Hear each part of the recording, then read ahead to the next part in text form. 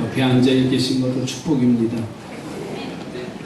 하나님은 하나님의 사랑을 우리들에게 알게 하시려고 이 세상에서 사랑의 두 가지의 모형을 보여주셨어요. 그 하나님의 사랑을 어떻게 아냐면 첫 번째가 부모의 사랑입니다. 부모의 사랑을 알 때 하나님의 사랑이 이러한 것이구나 라는 것을 우리가 알 수가 있고요. 또 한 가지는 영적인 부모인 목회자의 사랑을 통해서 하나님의 사랑이 이러한 것이라는 것을 우리가 알게 되지요. 오늘 이 아침에 읽은 본문의 말씀은 사도 바울이 빌립보 교회 성도들에 대한 사랑의 마음이 가득 담긴 편지입니다. 얼마나 사랑했는지를 설명하고 바울은 그리스도의 심장을 인용을 해서 내가 너희를 이렇게 사랑하노라 표현했어요. 여러분 오늘 빌립보서 1장 8절 말씀에 보시면 내가 예수 그리스도의 심장으로 너희 무리를 얼마나 사모하는지 누가 증인이 되신다고요? 하나님이 증인이 되신다. 예수 그리스도의 심장처럼 여러 교도를 사랑합니다 라고 이렇게 고백해요. 그러니까 바울의 심장 같은 사랑이 빌립보 교회에 흐르고 넘쳤기 때문에 이 빌립보 교회는요 좋은 교회가 될 수가 있고 건강한 교회가 될 수가 있었어요. 사람의 생명의 근원인 심장이 우리 사람에게 가장 중요한 부분으로 생명의 원천이 심장입니다. 나이가 들면 수족이 차고 저린 현상이 나타나는데 그 현상은 뭐예요? 심장이 약해져서 몸의 끝부분까지 혈액을 심차게 공급하지 못하기 때문에 일어나는 현상이라고 하잖아요. 때문에 심장이 건강해야 튼튼해야 모든 부분이 몸의 부분이 다 건강하다는 거예요. 바울이 그래서 예수 그리스도의 심장 같은 마음으로 빌립보 교회들을 사랑하고 사모했듯이 우리 모두가 예수 그리스도의 심장 같은 사랑의 성도가 되시기 바랍니다. 그럴 때 교회는 은혜로운 교회가 되고요 하나님께 영광을 올리는 교회가 될 수가 있습니다. 여러분 모두가 심장 같은 성도가 되기를 주님의 이름으로 축복합니다. 심장은 뭐하냐면 크기를 보니까는 우리 주먹만 하대요. 심장. 여러분 속에 들어있는 게 주먹을 쥐어보세요. 다 요만한 테 자기 주먹만 한테요. 그런데 이 주먹이 주먹만한 게 우리 온 생명을 살리는 거예요. 한의원에 가면 맥박을 재잖아요. 심장 박동수를 잽니다. 그러면 어른들은 성인들은 1분에 아주 손 좀 내리세요. 괜찮아요. 이렇게 계속 들고 있어요. 1분에 70번 맥박이 뛴대잖아.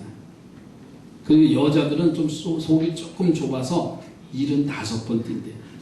남자들은 70번 정도 뛰고 여자들은 막 속이 좁아서 콩당콩당 뛰는 게 좀 더 많대요. 또 어린이들, 초등학생들 한 80에서 90번 뛰고요. 유아들, 갓난아이들은 120번. 얼마나 빨리 뛰는지 몰라요. 저도 봤어요, 들었어요, 봤어요.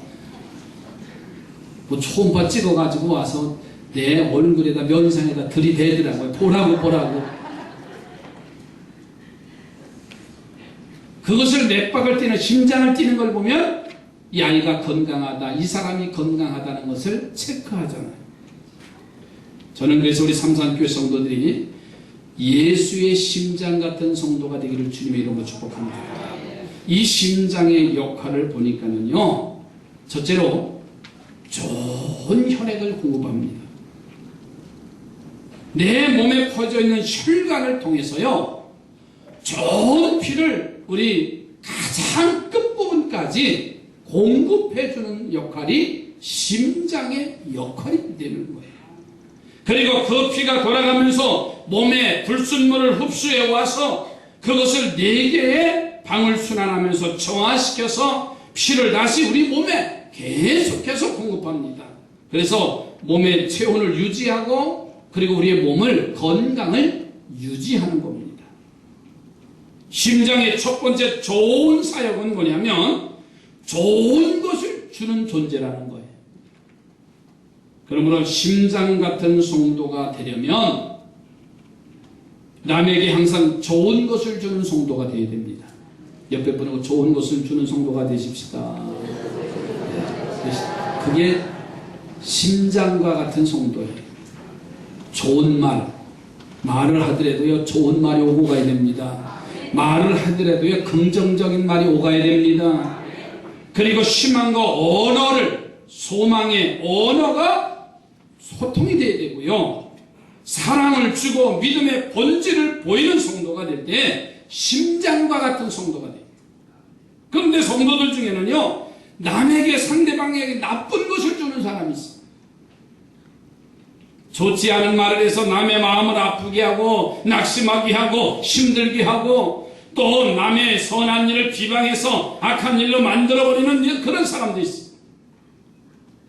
우리는 절대로 그런 성도가 돼서는 안 될 줄로 믿습니다. 어제 페이스북에 보니까는 저 효성동에 있는 목사님이 글을 올려놨어요. 몇 달 전에 교회 사업을 하는 권사님이 들어오셨대요. 외제차도 타고 다니기도 하고 있는 척도 하고 근데 한 2, 3개월 몇 개월 지나고 나니까 사기꾼이더래. 그러면서 이런 글을 마지막 썼어요.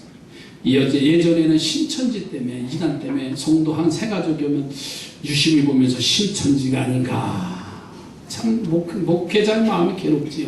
근데 요즘은요 사기꾼이 아닌가 이렇게 쳐다본대요. 참 얼마나 안타까운 세상이에요. 한 영혼이 그리스도에게 오면 정말 기쁘고 즐거워야 되는데 그러면서 조심들 하세요. 그리고 거기다 글을 달아놨어요. 참 얼마나 씁쓸한지 몰라요. 국군통합병원에 삼성 장군이 방문을 합니다.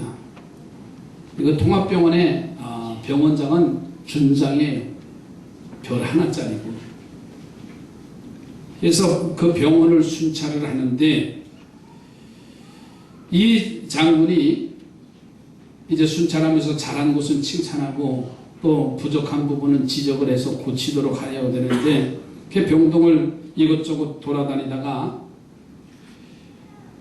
이곳은 뭐 하는 곳인가 물어봤더니 여기는 정신병동입니다. 그랬더래요. 그래서 들어가려고 했더니 병원장이 장군님 여기 들어가시면 안 됩니다. 왜 그러냐 했더니 정신병원에 어떤 일이 일어날지 모르니까는 여기 들어가시면 안 됩니다. 아니다. 나는 좀 가서 숨 좀 봐야 되겠다. 그랬더니 병원장이 좀 이렇게 좀 약한 좀 경증을 앓고 있는 병실을 이 삼성 장군을 모시고 들어갔어요. 그 군인들이 한우들이 다 사열을 하고 있는데 그 장군이 앞에 한 사병 앞에 가서 얼마나 아프냐 우리 물어봤어요. 그랬더니 이 사병이 가만히 있다가 장군의 뺨때기를 한번 세게 때리더니 그렇게 말했더니 이만큼 아픕니다. 참 어이가 없잖아요. 정신병 환자 병동에 갔으니 이게 뭐 뺨을 맞은 것 자체가 중요한 게 아니라 뭐 정신질환자가 그랬으니까는 이 삼성 장군이 그냥 이제는 병원 순시하고 마치고 갔어요. 그리고 나서 그 병원은 어떻게 됐을까요? 상상이 가세요? 군인들 갔다 오신 분들? 뭐 병원장서부터 뭐 과장서부터 온통 비상이겠지. 근무하는 간호사나 사병들이나 모든 관리자들한테 아마 초비상 상태였을 거예요. 한 사람 때문에 그 단체가 기쁘기도 하고 한 사람 때문에 그 단체가 비상사태가 걸리는 초유의 사태가 되어졌을 겁니다. 우리는 나 한 사람으로 인해서 온 교회를 힘들게 하는, 시험 들게 하는 사람에 대해서는 안 될 줄로 믿습니다. 자, 그러면 우리는 절대로 심장 같은 성도가 될 수가 없어. 그러므로 우리는 남에게 좋은 것을 주는 성도가 되시기 바랍니다. 바울은 성도들이 심장 같은 성도가 되기 위해서 기도하는데요, 9절 말씀에 가서 보세요. 내가 기도하노라. 너희 사랑을 지식과 모든 총명으로 점점 더 풍성하게 하사. 그랬어요. 지식과 총명과 사랑이 점점 더 풍성해서 그것을 남에게 주는 성도가 되기를 위해서 바울은 이 빌립보 교회 성도들을 위해서 기도했다고 했어요. 이것이 오늘 우리가 걸어가야 할 성도의 자세라는 사실입니다. 이스라엘에 가면 두 개의 큰 호수가 있습니다. 하나는 신약 성경 예수님 당시에 활동의 주 무대였던 갈릴리 호수가 있고, 또 하나는 그 아래 내려가면은 사해라는 호수가 있습니다.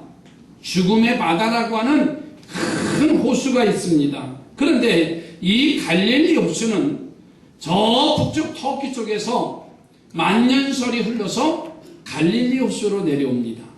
그리고 이 갈릴리 호수는 요단강이라는 곳으로 물을 흘러내려요.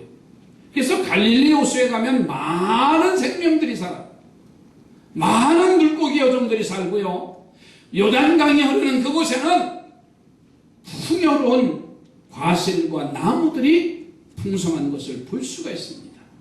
그런데 사해바다를 가면 이 바다는 해수면보다 더 아래쪽에 위치해 있는 바다이기 때문에 받아들이긴 하지만 다른 곳으로 이 물이 흘러내리질 않습니다. 그러니까 그 중동 지역의 뜨거운 태양으로 인해서 수분이 증발되면서 이 사해는 염분이 강해요. 그래서 성지순례를 가면 사해바다를 관광을 가게 되는데 거기 가면 해수욕을 하게 됩니다. 그러면 얼마나 염분의 농도가 높은가 하면 사람이 그 바닷물 위에 떠 있어요. 가만히 있으면 그냥 둥둥 떠 있어요. 거기는 생명체가 살 수가 없어요.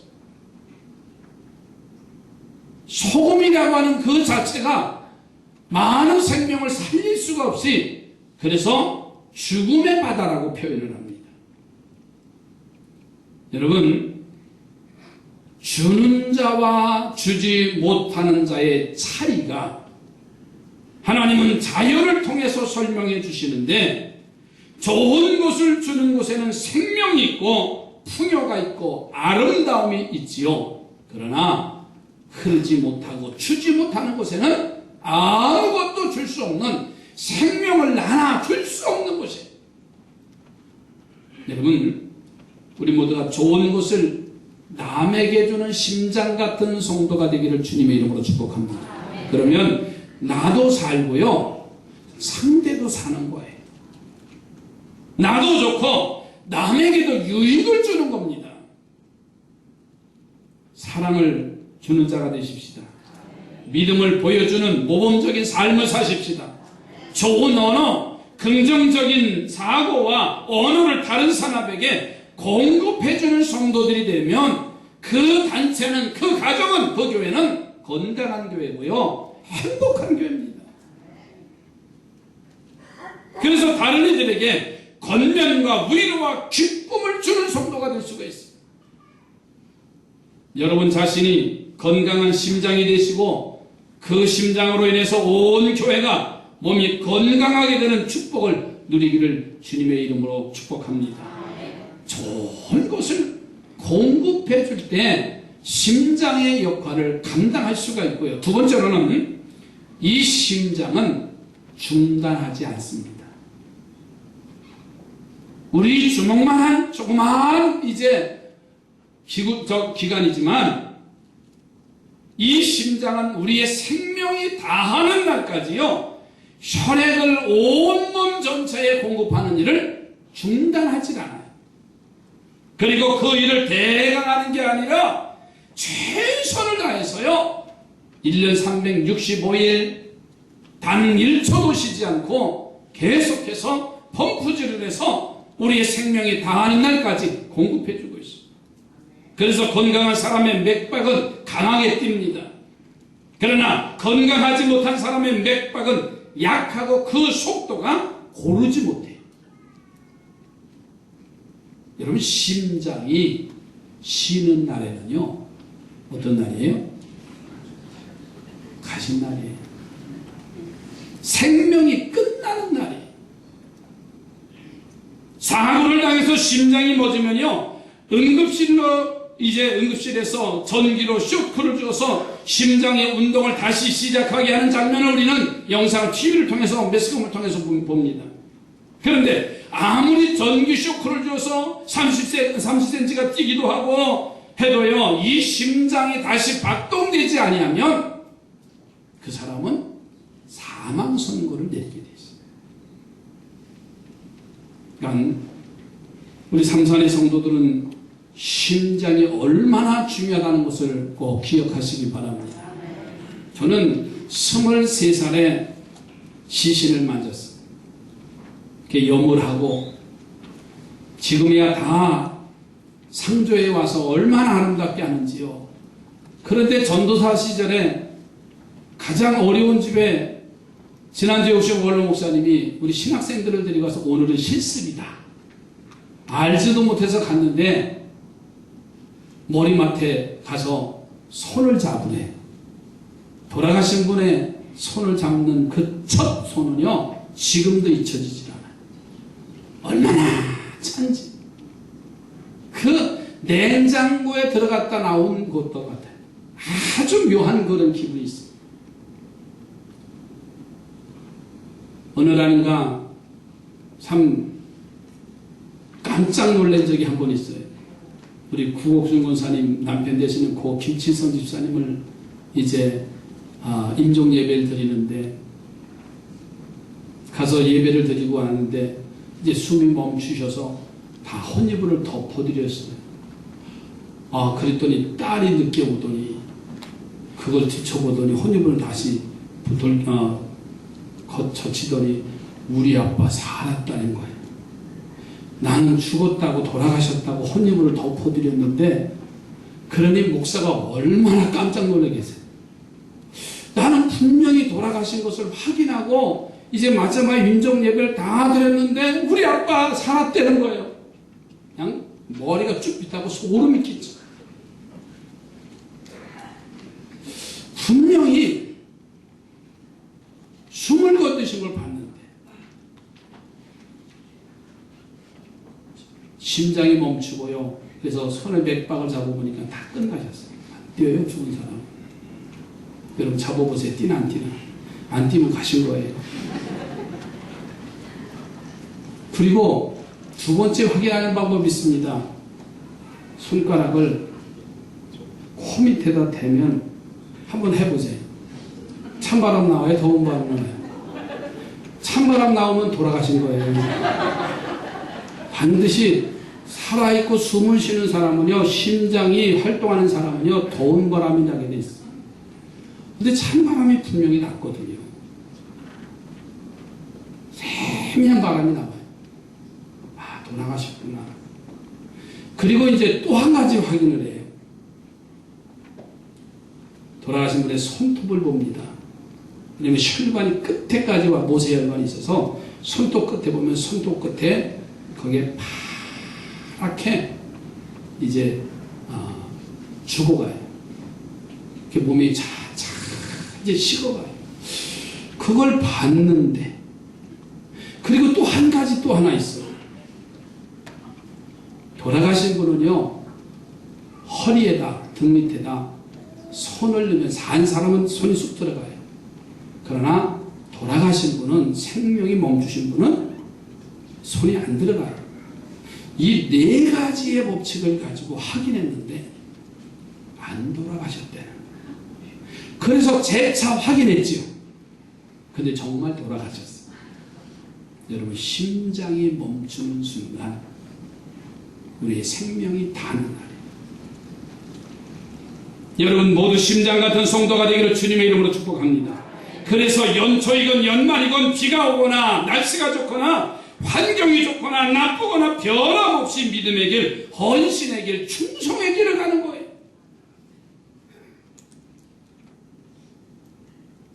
옆에 보고 중단하지 맙시다. 신앙은 중단하는 게 아니에요. 여름에 덥다고 방학한다고요? 가신 겁니다. 그분은 영적으로. 겨울에 춥다고 잠깐 쉰다고요? 그분은 영적으로 사형선고를 내린 것 같아요. 예수님의 육신의 어머니 마리아를 보세요. 처음 가브리엘 천사를 통해서 수태고지를 받을 때 기도하고 순종한 어머니였어요. 그런데 그 아들이 자라서 사람들에게 미움을 받을 때도 결국 어머니보다 먼저 죽어서 마리아에게 큰 슬픔을 주었을 때도 이 마리아는 여전히 변함없이 신앙의 사람이었어요. 세 아들을 전도해서 마가의 다락방에 나와 조용히 기도하고 순종하면서 그의 신앙의 삶을 완성해 나가는 것을 볼 수가 있습니다. 심장 같은 성도의 길을 갔어요. 엘리에셀은요, 아브라함의 종입니다. 그런데 아브라함에게 자식이 없어서 하나님의 응답이 없으니까는 아브라함은 이 종으로 데리고 살던 엘리에셀을 양자로 삼아서 후계자로 세우기로 결정을 합니다. 이제 아브라함이 죽으면은 그의 모든 재산은 다 엘리에셀이 소유하게 되어져 있어요. 자, 그래서 아브라함은 하나님께 엘리에셀에게 자신의 후계자가 될 것이라고 보고까지 해요. 자, 그런데 하나님은 그런 아브라함에게 25년이 지나서 아들 이삭을 허락하시지. 이삭이 태어나니까는 이 엘리에셀은 후계자로서의 자리에서 다시 종의 자리로 전락을 합니다. 그런데도 엘리에셀의 모습을 보면 변함없이 아브라함을 섬기는 종으로 충성을 해요. 얼마나 진실했으면 아브라함이 그 아들 이삭의 신복감을, 즉 자신의 며느리감을 찾을 때도요, 엘리에셀에게 구해오라고 해요. 후계자의 자리에 있을 때나 또는 노예의 자리, 종의 자리에 돌아가 있을 때나 변함없이 충성하는 엘리에셀의 모습이 바라 심장 같은 성도가 아니겠느냐고 말이에요. 자신이 이 교회에 없어서 안 될 사람이라고 생각하면서 주일날 다른 데 가는 것을 부끄러워할 줄 모르거나 자기 기분에 따라서 충성하기도 하고 방관하기도 한다면 심장이 심심하면 쉬는 사람과 다를 바가 뭐가 있겠습니까? 여러분, 심장이 가끔씩 쉬는 사람처럼 어떻게 했어요? 쉰다면 심장이 뛰다가 가끔씩 잠깐 멈췄다 뛰었다가 잠깐 멈췄다 뛰었다가 하는 사람 구실해요? 못합니다. 입술이 푸렇고 운동장에서 같이 친구들과 뛸래도 뛸 수가 없고 뛰다가도 이 심장 박동수가 제대로 안 해주니까는 다시 주저앉아서 숨을 또 할 수 없어요. 숨 찼습니다. 사람 노릇할 수가 없어요. 이런 사람이 자신의 교회 심장인 줄 아는 교회는요, 심장이 가끔씩 쉬는 사람 같은 상태의 교회가 되는 겁니다. 무언가 하다가 쉬고 무언가 하다가 쉬고 건강하지 아니하는 거예요. 저는 우리 삼산교회는 건강한 교회입니다. 그래서 선교사를 파송하고 그리고 지교회를 세워서 하나님 앞에 기도하며 최선을 다하는 일. 멈춰서는 안 됩니다. 중단해서는 안 됩니다. 여러분, 가끔씩 쉬는 사람이 건강하겠습니까? 그런 교회가 땅끝까지 복음의 증인이 되겠습니까? 우리는 눈 속에 살더라도요, 푸르름을 자랑하는 저 건강한 소나무와 같은 우리 삼산의 성도들이 되시기 바랍니다.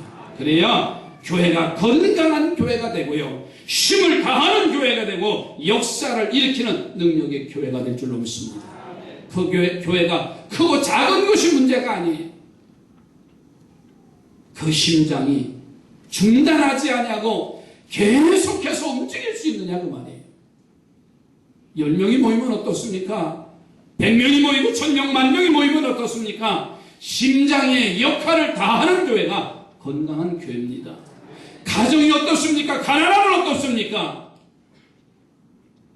가정의 구성원들이요, 함께 나눌 때 그 가정은 건강한 가정이 되는 거예요. 우리 삼산교회가 변함없이 일하는 심장 같은 성도들로 세워져 가기를 주님의 이름으로 축복합니다. 세 번째로는 심장의 역할은요, 뜨거워요. 사람의 체온은 생명을 유지하는 데 매우 중요합니다. 단 1도의 체온이 변해도요, 사람에게는 큰 건강에 영향을 줍니다. 우리 정상적인 사람의 체온은 36.5도잖아요. 36.5도는 365일 일정하라는 거예요. 어린아이들, 지금 유아실에 다 있는 것 같은데 하나도 안 보이네요. 오늘 유아실에 손 좀 들어봐요. 이 아이들이요, 지금 요즘 또 밤에 기온이 차잖아요. 그럼 열이 올라요. 1도만 오르면 요즘 엄마들은 다 병원에 가야 돼요. 건강하지 못해. 몸에 균형이 깨어져 갑니다. 여러분, 우리 몸이 1도만 낮아지면요, 암 발병률이 몇 배가 높아진대요. 건강한 사람은 항상 그 체온을 유지하는데, 건강하지 아니한 사람은 그 1도 차이로 뭐 37도, 38도, 39도까지 가면, 이번 메르스라는 거 39도 이상 고열 때문에 얼마나 고통을 당합니까? 그런데 이 체온을 유지하는 가장 중요한 역할을 하는 것이 바로 혈액입니다. 그 혈액의 온도를 유지하도록 심장은요, 항상 뜨겁습니다. 심장이 뜨겁기 때문에 혈액은 항상 우리 몸에 알맞은 온도를 유지하고 심장과 가장 먼 손가락 부부까지 따뜻하게 되어 있습니다. 우리가 나이가 들면 어르신들이 그래, 팔다리가 저리다. 팔다리가 시린 이유는 바로 심장의 힘이 약해져서 우리 몸의 끝까지 피가 공급되지 않기 때문에 그래요. 따라서 우리가 예수의 심장 같은 성도가 되려면 항상 뜨거워야 됩니다. 옆에 보는 거 뜨거운 성도가 됩시다. 그래야 그 뜨거운 신앙으로 인해서 활동도 힘차게 하고요, 일도 힘차게 할 수가 있어요. 심장이 자신만 뜨거운 것이 아닙니다. 심장이 뜨겁게 일하면 우리 몸을 전체를 뜨겁게 하듯이 심장 같은 뜨거운 성도는 자신만 뜨겁게 하는 것이 아니라 온 성도들을 뜨겁게 하게 만드는 데 있어요. 그래서 성도들 중에는요, 믿음이 차서 목회자까지 같이 대화하다 보면 열심을 쉽게 하는 성도가 있어요. 그런데 어떤 성도는요, 자신이 뜨거워서 냉랭한 목회자도 뜨겁게 만드는 성도가 있어요. 이왕이면 뜨겁게 만드는 성도가 되시기 바랍니다. 불 끄는 집이 아니라 불을 붙이는 성도가 되시기 바랍니다. 옆에 부르고 불 붙이는 성도가 되시기 바랍니다. 여러분, 뜨거운 물은요, 방바닥을 덥게 할 수 있습니다. 방의 공기를 데워서 온 방을 뜨겁게 하는 것입니다. 심장같이 뜨거운 성도는요, 그 자신의 뜨거운 힘으로 힘차게 일할 뿐만 아니라 다른 사람을 변화시켜 교회를 뜨겁게 하는 힘찬 일을 할 수 있도록 만드는 거예요. 우리가 어떻게 심장같이 뜨거운 성도가 될 수 있을까요?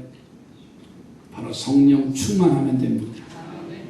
예수님은 식어버린 제자들의 믿음을 바라보면서 너희는 예루살렘을 떠나지 말고 열심히 기도하고 약속하신 성령을 받으라고 당부하셨습니다.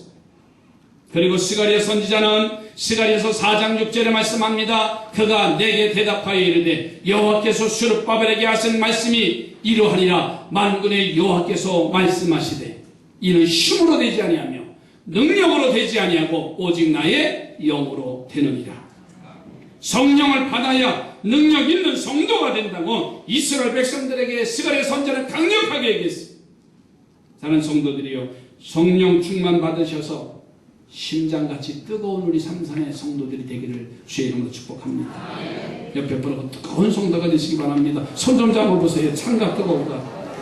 신앙도 뜨거워야 될 줄로 믿습니다. 성령 받아야 우리가 뜨거워지는 거예요. 여러분, 사울이 청년 시절에는 차가운 사람이었어요.